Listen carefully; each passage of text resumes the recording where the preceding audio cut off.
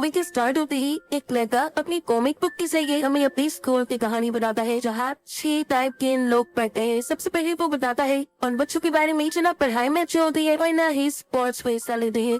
इनकी लाइफ सबसे ज्यादा बोर है। और इनके बाद आते हैं बैक बेंचर्स। एटलीस्ट इनकी लाइफ में थोड़ी थ्रिल तो है, दूसरों का मजाक उड़ाकर ही सही, लेकिन फिर भी वो अपनी लाइफ में मजा ही नहीं आते हैं। इनके बाद आती है सबसे ज्यादा लाइक बच्चे। इन्हें गेम्स में बिल्कुल इंटरेस्ट नहीं, लेकिन पढ़ाई में ये नंबर 1 है। और इसके बाद एक कैटेगरी आती है स्पोर्ट्स वालों की, जिन्हें दिन भर खेल कूद के अलावा कुछ सोचते ही नहीं। स्कूल की हर मैच में, हर कंपटीशन में तकरीबन यही लोग हिस्सा लेते हैं। और भी अगली कैटेगरी में उसने कॉमिक बनाई थी खूबसूरत लड़कियों के, जो सभी गेम्स के लिए चेयर करती थी। और फिर सबसे लास्ट और सबसे टॉप पे आता है गोल्डन ग्रुप, जिस ग्रुप के लोग स्कूल में सबसे ज्यादा फेमस और सबसे ज्यादा टैलेंटेड है, पढ़ने में भी आगे और एक्स्ट्रा एक्टिविटीज में भी। और इस ग्रुप का लीडर है फेम, जो कि पूरे स्कूल की जान है, क्योंकि स्टडी हो या कोई गेम, आज तक उसे कोई हरा नहीं पाया। अभी कॉमिक वाला लैपटॉप भी अपने बारे में बताता है। वो है सबसे पहले बताई हुई कैटेगरी का लैपटॉप, जो ना तो पढ़ाई में अच्छा है और ना ही गेम्स में, ना ही उसके अंदर इतना कॉन्फिडेंस है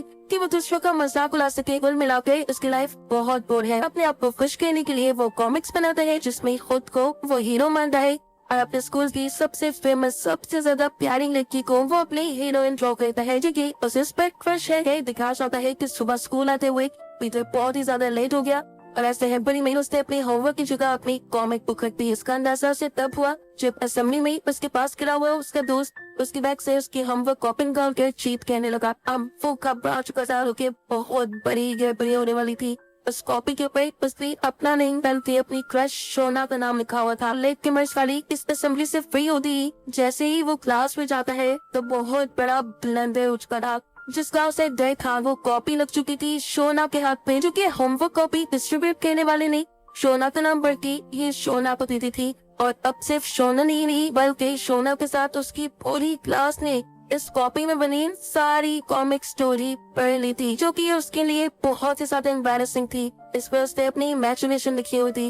और थोड़ा सा कल होने वाला इंसिडेंट भी, जब वो कल शोना को देखने के लिए फुटबॉल ग्राउंड में गया तो शोना फुटबॉल खेल रही थी। हवा से उसकी स्कर्ट ऊपर हो गई और ऐसे उसने जो कुछ देखा वो सब ड्रॉ कर दिया। सिर्फ यही नहीं, कुछ इससे ज्यादा भी। इस पूरी क्लास ने पढ़ लिया था। शोना भी बहुत ज्यादा एम्बैरेस हुई थी, इसलिए वो उसकी कॉमिक बुक उसी के मुंह पे मार देती है। मीटर को इतना इंसल्टिंग फील होता है कि वो रोता हुआ जाकर अपने वॉशरूम में छुप जाता है।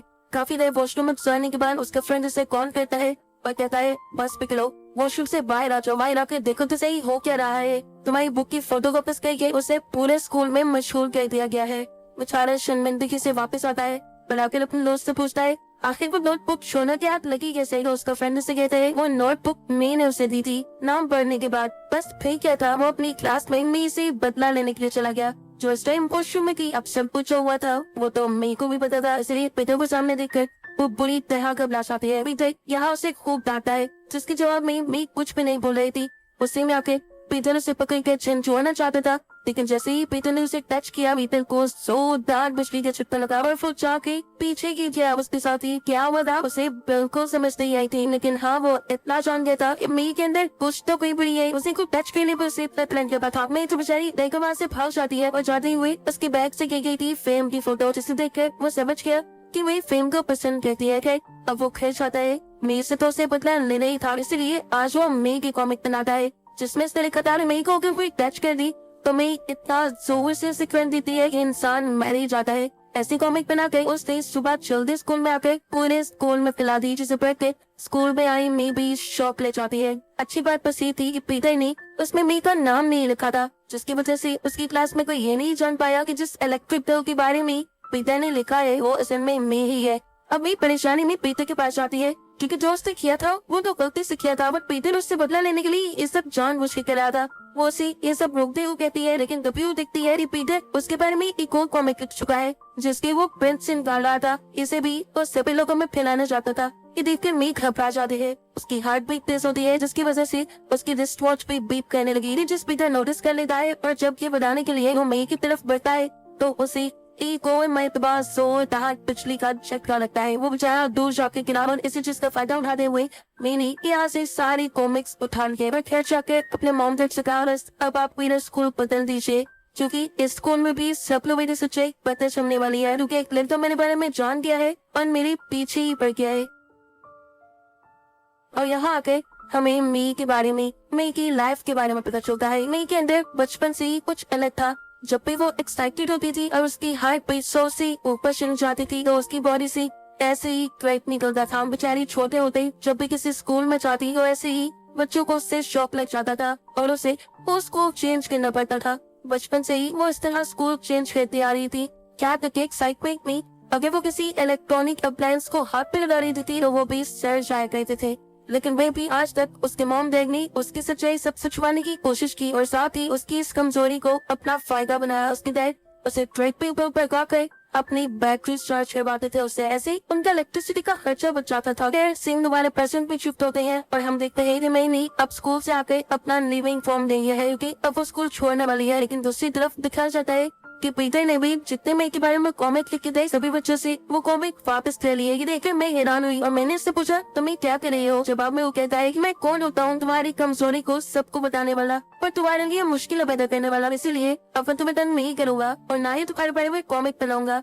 ये कहकर वो सारे के सारे कॉमिक चला देता है और इसी आदमी मैं अपना लिविंग फॉर्म भी चला देती है। लेकिन देखते ही देखते कि आग इतनी बढ़ गई कि फेंस में ही लग गई, जिसे देख के पीटर तो घबरा गया। लेकिन मैं जल्दी से भाग के यहाँ फायर एक्सटिंग्विशर ले आई जिससे ये लोग आग बुझाने में कामयाब रहे। मैं नहीं जानती थी कि दूर खड़ा फेम उसे नोटिस कर रहा था और वो उसकी स्पीड से इम्प्रेस हो जाता है। यहाँ तक कि अगले दिन उसने उसे अपनी 3 ज्वाइन के इन्विटेशन में दे दिया। ये सुनकर मैं बहुत ज्यादा एक्साइटेड हो गई और उसकी हार्ट बीट तेज हो गई। ऐसे में उसकी बॉडी से करंट फील कर सकता था, इसलिए वो यहाँ से भाग गई। दूसरी तरफ पीटर जो बीमार हुई शोना की तबीयत पूछने गया था, शोना उसका बहुत मजाक बनाती है, उसके लाए हुए सामान को भी डस्टबिन में फेंक देती है और बेचारा दुखी होकर मैं के घर आता है। वो ऐसे हो गया था जैसे लाइफ उसकी खत्म ही हो गई हो। वो मेरे को कहता है तुम मुझे करंट दो पर करंट की मार दो, लेकिन ऐसे ही फसवन में मैं के अंदर से करंट नहीं निकलता था। वो जब मेरे को बहुत ज्यादा गुस्सा दिलवाता है तो मैं उसे थप्पड़ मारती है। उसके थप्पड़ में करंट भी रहा जिसकी वजह से वो बेहोश हो गया।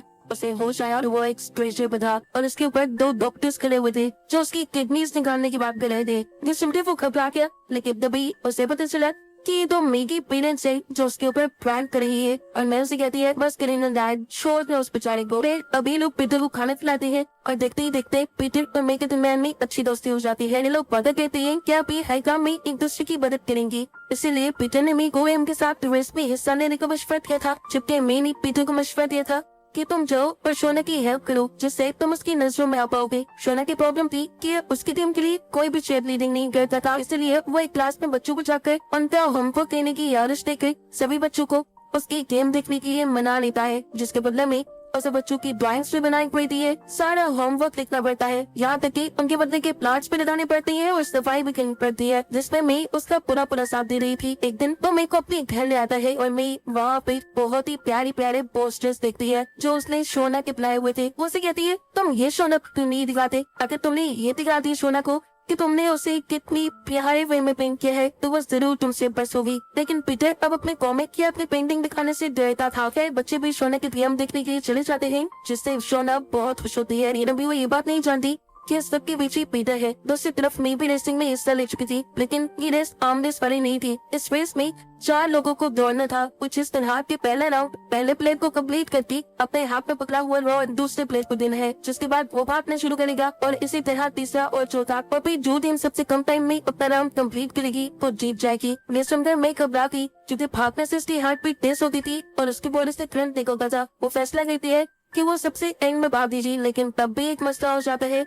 वो भागते हुए जब फेम को दिखती है तो उसकी हार्ट बीट बढ़ जाती है, उसके अंदर करंट पैदा हो जाता है। ऐसे में वो फेम के हाथ से रॉड नहीं पकड़ती बल्कि बड़ी होशियारी दिखाते हुए उस रॉड को छोड़ देने का ड्रामा करती है और फिर अपने पाँव से किक करते हुए उस रॉड को पकड़ती है। ऐसे में वो रॉड उसके नाक पर लपकी, उसके नाक से खून भी आने लगा था, लेकिन वो फेम को हराना नहीं चाहती थी। वो बहुत ही तेजी से भागती है और उसे ये गेम जितवा देती है, जिसके बाद अब ये लोग फाइनल राउंड के लिए क्वालिफाई हो चुके थे। दूसरी तरफ सभी मैगी इस डायरी के भी दीवाने हो गए थे।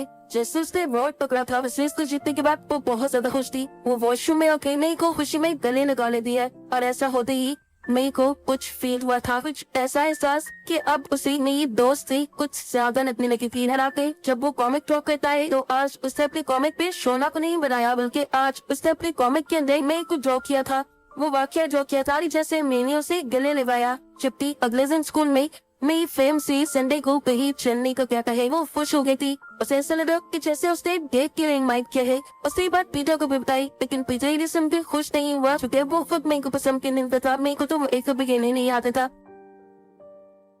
बेचारी टूटा फूटा जैसा भी मेकअप करती है और पीटर के साथ उस लोकेशन के लिए निकल जाती है जहाँ पे उसे फेम ने बुलाया था। पर यहाँ आ गए थे जैसे उसका दिल ही टूट गया। ये एक ग्राउंड था जहाँ पर फेम ने उसी रनिंग प्रैक्टिस के लिए बुलाया था। जबकि दूसरी तरफ पीटर अब अपनी बनाई हुई सारी कॉमिक बुक्स को एक छोटे बच्चे के से ये शोना तक भेजता है, जिन सारी कॉमिक बुक्स में उसे शोना को बहुत अच्छे से ड्रॉ किया था। अब सारे कॉमिक स्टोरीज शोना के पास पहुंच भी गई थी, पर उसने पढ़ भी ली थी। उसे ये सब कुछ बहुत अच्छा लगा। ये पढ़ने के बाद वो फौरन पीटर के पास गई हुई थी। उसे अपने पास देखकर हैरान था। उसे लगा ये शोना इम्प्रेस हो गई है, इसलिए बिना कुछ सोचे समझे वो उसे आई लव यू बोल देता है और सारी गेम में से पलट जाती है। शोना उससे गुस्सा होने लग जाती है। वो कहती है, मैं तुम्हारा थैंक यू करने आई थी, तुमने इन सब कॉमिक्स पे मुझे बहुत अच्छे से डिस्क्राइब किया, मुझे अच्छा भी लगा। पर मैं ये भी जानती हूँ कि उस टाइम तुमने चीयर लीडिंग के लिए बच्चों को भेजा था, लेकिन इस सब का ये मतलब नहीं कि मैं तुम्हारे साथ शादी कर लूँ। मैं फेम को पसंद करती हूँ। ये सुनकर उसका दिल ही टूट गया। यहाँ ग्राउंड में अब बारिश होने लगी थी, इसलिए इनकी प्रैक्टिस रुक गई। सेम मेरे इतने करीब खड़ा हुआ था वही की हार्ट बीट बढ़ने लगी। इसकी बॉडी से अब खून निकलने लगा, जो बारिश की पानी की वजह से वह को लग जाता है और बेचारी में बहुत ही ज्यादा घबराहट आती है। उसे तो लग रहा था कि फेम मैं क्या, लेकिन ठीक टाइम पे क्या पीटर आया और पीटर ने उसे बताया कि फेम सिर्फ बेहोश हुआ है। वो उसे यहाँ से जबरदस्ती ले जाता है, पर हम घर जाने पे वो बहुत ही ज्यादा उदास थी। उसके गुस्से की वजह से उसके अंदर अभी भी ग्लन था। ऐसे में जो मोमेंट स्विच पे हाथ लगाती है उसके पूरे घर का फ्यूज ही हो जाता है। ऐसे में उसका मूड ठीक करने के लिए यहाँ पर पीटर बैठ जाता है और उसके साथ हुए वाकई को अपने कॉमिक्स के जरिए एक नया रंग दे देता है। कुछ इस तरह उसने स्टोरी बनाई थी। एक इलेक्ट्रिक रंग के हीरो को उसकी सारी सच्चाई पता चल गई। ऐसे वो डरने लगी कि अब हीरो से छोड़ जाएगा, लेकिन हीरो ने से कहा, मुझे कोई फर्क नहीं पड़ता इससे कि तुम्हारे अंदर कोई कमी है, तुम जैसे भी हो वैसे तुम पसंद हो। विजय के कॉमिक्स पर थी, उसका मूड बहुत अच्छा हो गया था और उसे अपने साथ होने वाली हर चीज भूल गई थी। अब मैं ये बात जान चुकी थी कि अगर वो फिल्म को खुद सच बताए तो ज्यादा अच्छा है। इस दिन की अगले दिन वो जाके उसे सारी बात बता देती है कि जब उसकी हार्ट बीट तेज होती है तो उसकी बॉडी में से क्रैक्स निकलता है। ये बात वो मानने को तैयार ही नहीं था, लेकिन नेहा में उसे एक डेमो भी देती है और उसे उसका फोन चार्ज करके दिखा दिया है, जो देखकर वो हैरान हो जाता है और उससे इम्प्रेस भी होगी। उसने अपनी सारी सच्चाई से बता दी थी और अब फाइनली वो उसे प्रपोज कर देता है और कहता है, पहले तो तुम मेरी दोस्त थी, लेकिन क्या अब तुम मेरी गर्लफ्रेंड बनोगी? ये सुनकर उसकी खुशी का ठिकाना ही नहीं रहा था। उसने इस सारी बात जाकर पीटर को ये सुनकर पीटर तो अंदर से टूट चुका था। वो अपने घर चला जाता है। जबकि अगले दिन अब सभी गेम्स का फाइनल लेता, जिसके अंदर मैंने भी हिस्सा लिया हुआ था।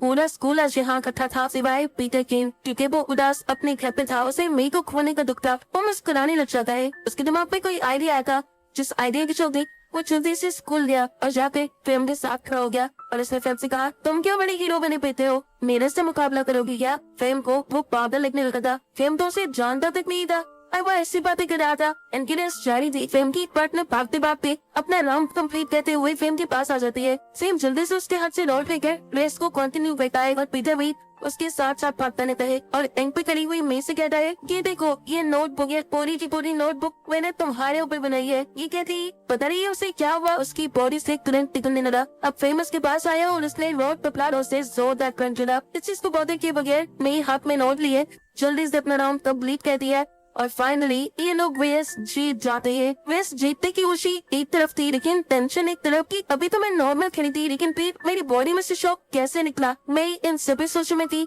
कि तभी फेमस के पास आया। फिर मुझसे कहा, देखो मैंने तुम्हें प्रपोज किया, लेकिन तब भी तुम्हारी इतनी जल्दी हार्ट बीट नहीं बढ़ी। लेकिन जब पीटर ने सिर्फ तुम्हें यही बताया कि उसने तुम्हारे लिए कॉमिक बुक लिखी है, तो तुम्हारी हार्ट बीट बहुत ज्यादा बढ़ गई। इसका मतलब है कि तुम पीटर से प्यार करती हो और तुम्हारे दिल में जो मेरे लिए फीलिंग है वो सिर्फ एक क्रश वाली है। वो सिर्फ कहता है फैसला तुम्हारे हाथ पे है, मैं तुमसे प्यार करता हूँ, लेकिन अगर तुम पीटर को चुनोगी तो मुझे बिल्कुल दुख ही होगा। ठीक है, फिर वो साइड पे हो गए क्योंकि अब अनाउंसमेंट शुरू होने लगा था। सभी विनर्स को प्राइजेस मिलने वाले थे। ये मिलने के बाद इन सबको हाथ पकड़ के एक राउंड में खड़ा होना था। मैं पीटर के पास जाती है और उसे कहती है, जरा एक कॉमिक बुक कुछ दो, मैं देखना चाहती हूँ कि तुमने मेरे बारे में लिखा क्या है। ये देखती ही उसकी एक्साइटमेंट बहुत ज्यादा बढ़ती थी, लेकिन अब क्योंकि उसे हाथ पकड़ना था सबका, इसीलिए वो अपने माइंड को डिस्ट्रैक्ट करने के लिए मैथ के फॉर्मूलाज बोलना चाहती है और इसी दौरान पीटर उसे प्रपोज भी कर देता है। ये कहते हुए कि तू अपने नाम के साथ मेरा नाम जूलो की। ये सुनते ही एक सेकंड में उसकी हार्ट बीट इतनी बढ़ जाती है या उसकी बॉडी से निकला हुआ करंट यहाँ सभी लोगों को लग जाता है, क्योंकि सभी लोगों ने इसका हाथ जो पकड़ा हुआ था ऐसे सभी गिर जाती है और यही दिखाने हुए ये मूवी यहाँ खत्म आ जाती है।